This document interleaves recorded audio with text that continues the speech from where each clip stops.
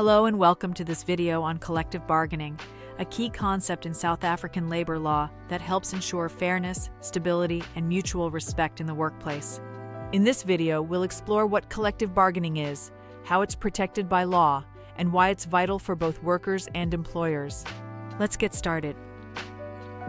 Collective bargaining is the process whereby representatives of employers and employees negotiate over employment issues such as wages, working hours, benefits, and workplace policies.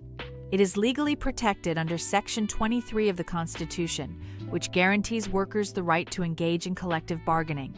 The Labor Relations Act, LRA, provides the framework for how bargaining must take place and formally recognizes trade unions as bargaining agents. The primary purpose of collective bargaining is to reach a collective agreement that is binding on both parties. This process aims to promote stability, uphold fair labor practices, and prevent industrial action through negotiated solutions. Bargaining can take place at different levels: the workplace level, sectoral level, through bargaining councils, or national level, such as through NEDLAC.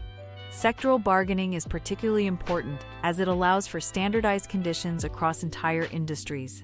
The outcome of collective bargaining may be a binding agreement, but if negotiations fail, disputes may escalate to conciliation, arbitration, or strike action, provided these actions comply with legal requirements. In summary, collective bargaining is more than just negotiation.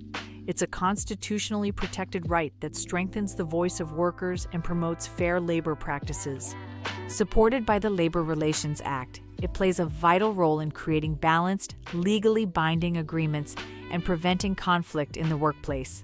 Thank you for watching, and we hope you now have a clearer understanding of this cornerstone of labor relations in South Africa.